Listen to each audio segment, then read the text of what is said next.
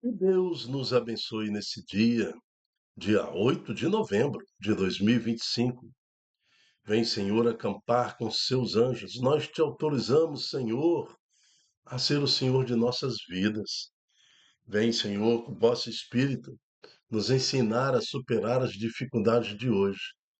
Queremos, Senhor, na nossa humildade, reconhecer, te adorar e glorificar-te pelo dia de ontem, pela nossa existência, pela confiança que nos destes ao permitir que nós vivêssemos até o dia de hoje.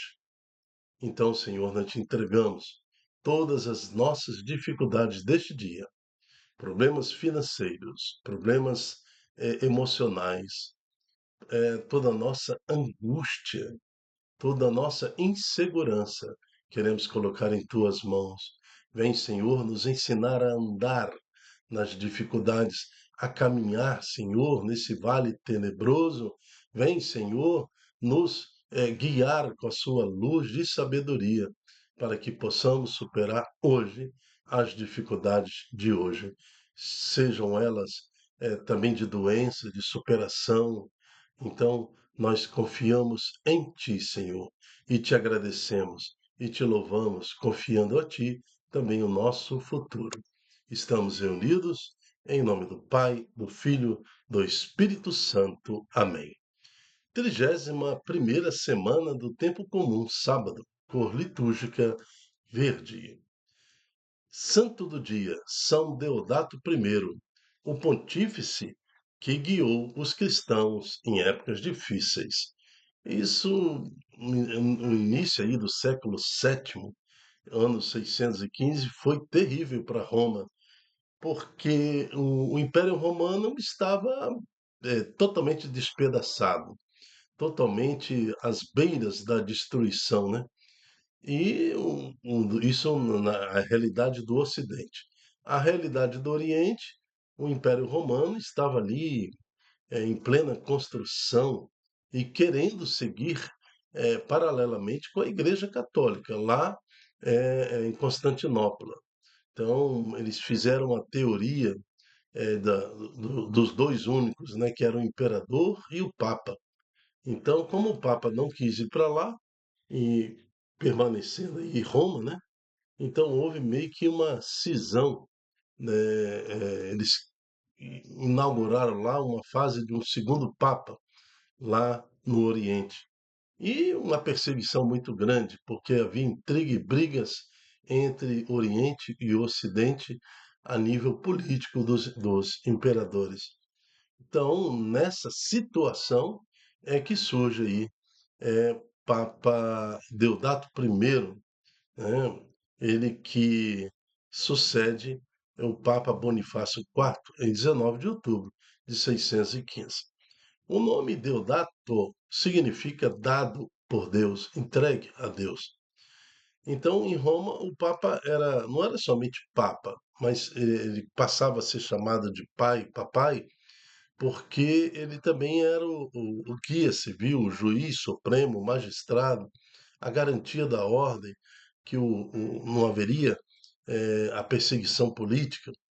Com a morte de cada pontífice, os romanos se sentiam privados da proteção, expostos às invasões dos bárbaros nórdicos, às reivindicações dos impérios do Oriente. Então, São Deodato morreu em novembro do ano de 618. Foi amado e chorado pelos seus romanos, que tiveram a oportunidade de apreciar o seu bom coração. Durante as grandes calamidades que se abateram sobretudo em Roma, né, nos seus 3 anos de pontificado, dedicou-se ao povo. Enfrentou, inclusive, um terremoto que deu um golpe de graça, né, aos edifícios e destruindo assim parte da cidade de Roma, já devastado por sucessivas invasões bárbaras e horríveis epidemias. Então você imaginar, né?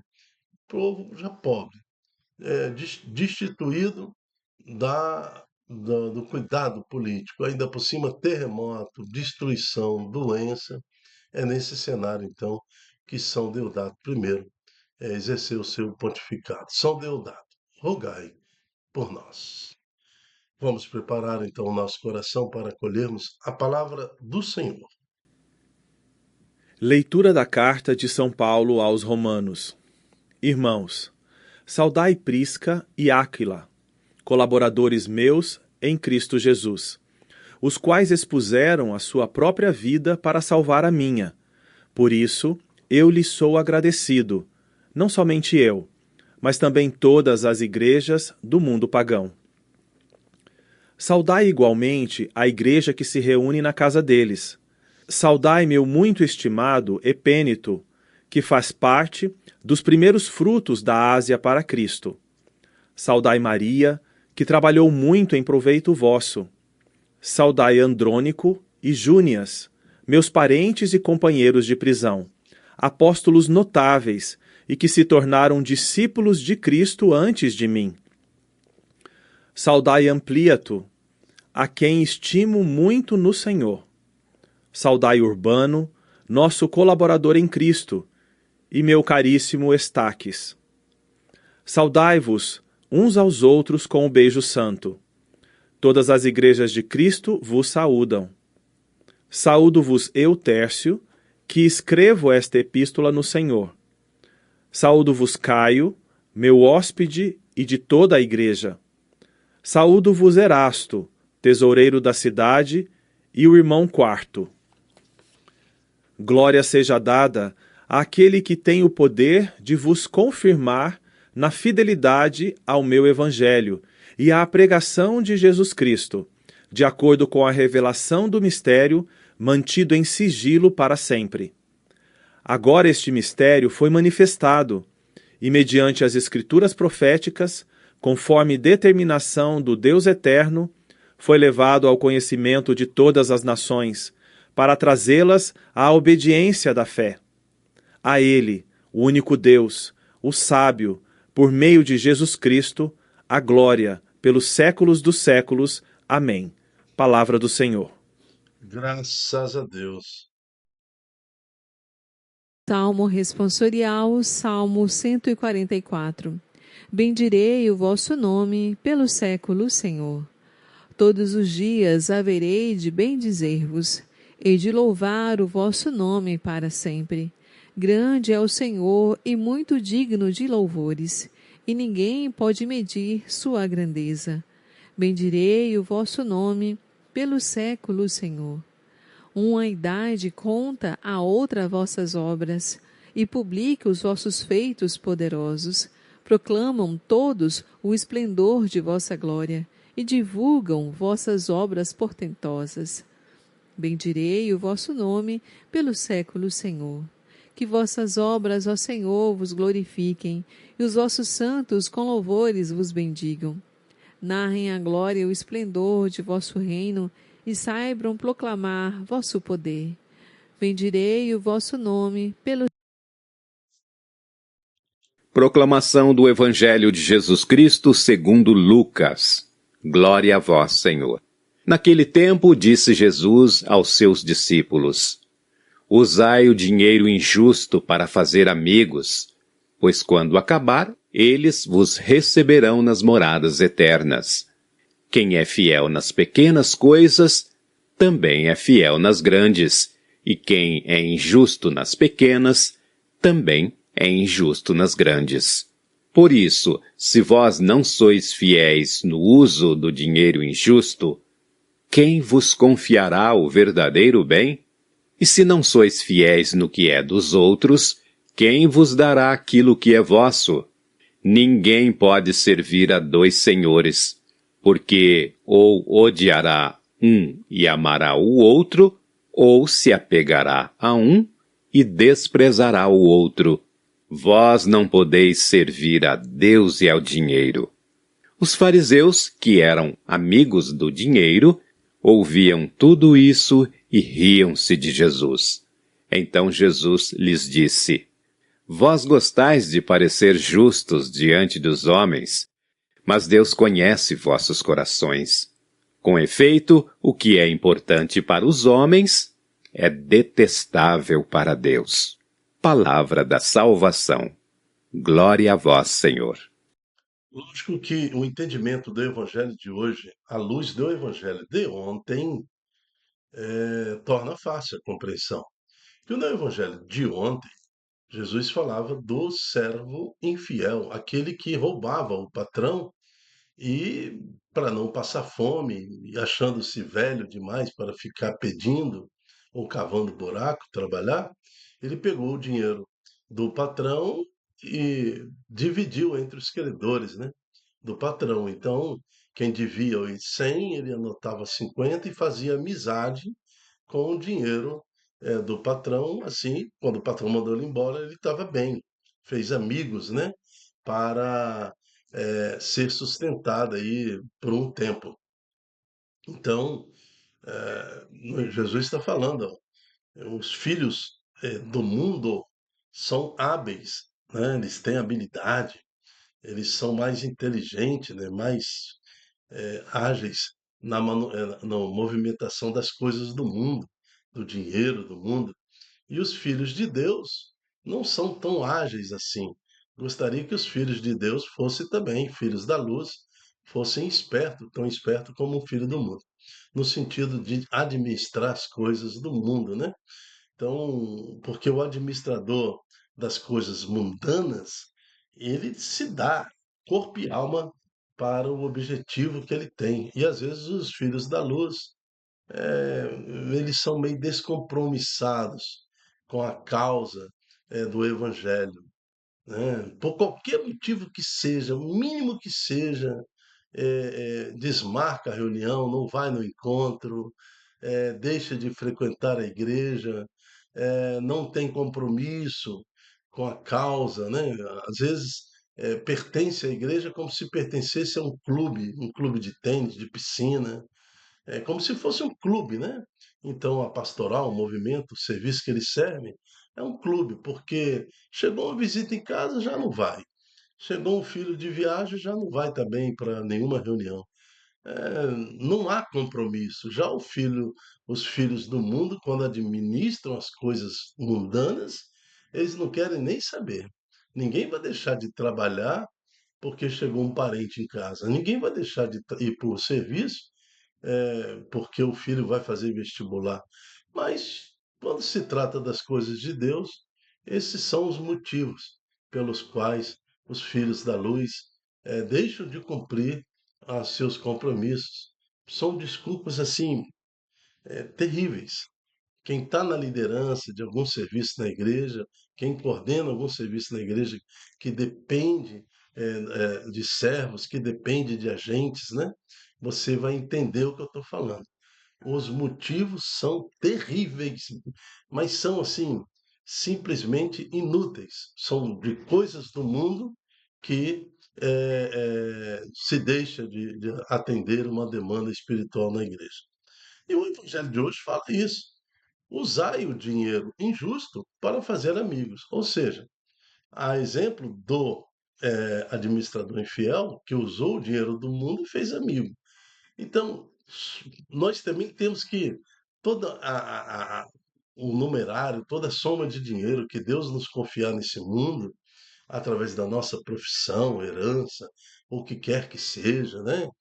Salário. E se você conseguiu juntar algum dinheiro na sua vida, usar esse dinheiro injusto para fazer amigos, né? Anunciando Jesus, anunciando a obra de Deus. Quando acabar esse dinheiro, eles vos receberão nas moradas eternas. Porque há a comunhão dos santos. Hoje nós fazemos parte da igreja peregrina, da igreja que sofre, né? Mas tem a igreja padecente, tem a igreja daqueles que já morreram e tem a igreja triunfante. Então, a comunhão dos santos. Então, nós temos que usar o dinheiro, tudo aquilo que o Deus nos permitiu administrar, para a honra e glória do Senhor, não somente para o prazer mundano, né, da nossa família, nosso, não é assim, né? Quem é fiel nas pequenas coisas também é fiel nas grandes. Porque todo o dinheiro pode ser bilhões, trilhões, quatrilhões de dólares. esse é um pequeno dinheiro, esse é um pequeno valor, porque o verdadeiro valor, o verdadeiro tesouro está em Cristo, né? Então cultivai o seu tesouro espiritual em Cristo, onde nem traça nem ladrão pode ir. Este é o verdadeiro tesouro. Os outros tesouros são pequenos, pequenas coisas. Então, quem é fiel nas pequenas coisas, também é fiel nas grandes. E quem é injusto nas pequenas coisas, também é injusto na grande. Como é que Deus vai te confiar um dom? Deus vai te confiar um ministério, se por causa de probleminhas mundanos, né? Aí também tem outro evangelho que fala aquele que coloca pai, mãe, filho, irmãos, sobrinho, qualquer coisa acima de mim não é digno também de Jesus Cristo. Então, quem ama mais, né? Quem ama mais essa situação do que a Deus não é digno de Deus. Então, é, é, é isso que o Evangelho trata hoje. Tá? E depois ele conclui: se não sois fiéis no que é dos outros, quem vos dará aquilo que é vosso? Então, por mais que Deus te permita ter acesso a milhões e milhões de, de valor, de dinheiro, esse dinheiro pertence a Deus. Então, é na confiança que Deus está te dando. Mas se você não é fiel e gasta somente com a visão mundana, então, como é que ele vai te confiar mais? Né? Depois, no Evangelho de hoje, ele fala: vós não podeis servir a Deus e ao dinheiro. Porque não tem como, é um caminho que não está em paralelo. Servir a Deus e ao dinheiro, na verdade, é um vértice, né, que vai se afastando, vai se afastando, vai se afastando, e daqui a pouco você tem que escolher onde você vai botar o pé, ou em Deus ou ao dinheiro. Infelizmente, isto é normal. 90% tira o pé de Deus para servir ao mundo, tá? Não posso ir continuar no serviço, na pastoral, na evangelização, no movimento, porque agora eu arrumei um emprego novo, né? Tenho que me dedicar. Então é isso. Agora estou passando uma dificuldade financeira, eu não posso. Então bota os dois pés no dinheiro e segue a vida, né? Então aqui Deus está alertando isso. Os fariseus, que eram amigos do dinheiro, ouvindo tudo isso, riam de Jesus. Então Jesus lhe disse. Agora, você acha que Jesus está falando isso para os fariseus? Está falando para nós, né? Vós gostais de parecer justo diante dos homens, mas Deus conhece vossos corações. Com efeito, o que é importante para os homens é detestável para Deus. Então, o que a gente dá importância na visão mundana, casar, dar-se em casamento, construir, comprar, vender, né? Ir trabalhar, trabalho, né? Tudo isso é insignificante para Deus. É necessário para nós, lógico que é necessário. Mas quando eu coloco isso acima de Deus, isso é uma forma de idolatria, é uma forma de apostasia, é uma forma de pecado grave diante de Deus.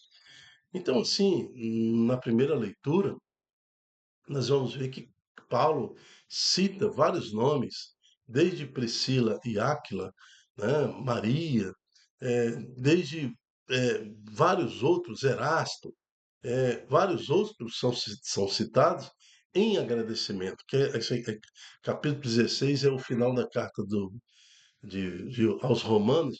Então ele está citando aí uma quantidade, Andrônico, Júlias, né, que são pessoas, Ampliato, que são pessoas é, que se dedicaram ao reino de Deus. Portanto, seus nomes estão nas Escrituras do Senhor. Veja só que lindo esta passagem. O nome está nas Escrituras, porque são pessoas que se dedicaram. A Priscila e Áquila tinha muito dinheiro, tinha dinheiro, eles eram ricos, mas a riqueza deles nunca deixou tortuosa sua visão. Ao contrário, eles se dedicaram à construção do reino de Deus. A igreja de Roma cresceu e se dissipou para todo o mundo graças a esse casal. A casa de Priscila e Áquila foi a primeira igreja em Roma, a primeira igreja cristã em Roma. Então, nós temos um casal riquíssimo que dedicou sua riqueza à construção do evangelho sem deixar de ser rico, entendeu? Deus só ia abençoando cada vez mais, cada vez mais. É esse o sentido lá do evangelho de hoje. Também a pessoa de São Deodato I, né? Ele também, a origem da família dele era rica, mas ele, ao longo do tempo, abandonou a riqueza, toda a herança, e foi servir a Deus em humildade, tornando-se sim um santo, né? E no responsório de hoje está falando: bendirei o vosso nome pelos séculos, Senhor.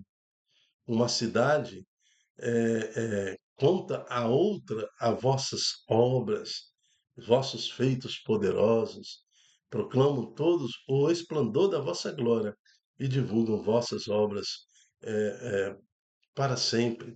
Então, essa é a nossa missão, que o dinheiro sirva ao reino de Deus, né? Também serve para pagar conta, boleto, aluguel, combustível, educação das crianças e tudo mais. Tudo isso na graça, mas não serve só para isso. Não é? Eu não entendo, eu sou cristão, sou católico, sou até membro da pastoral, sou até pertenço ao movimento tal, ao serviço tal da igreja, mas não sou dizimista, eu não entendo.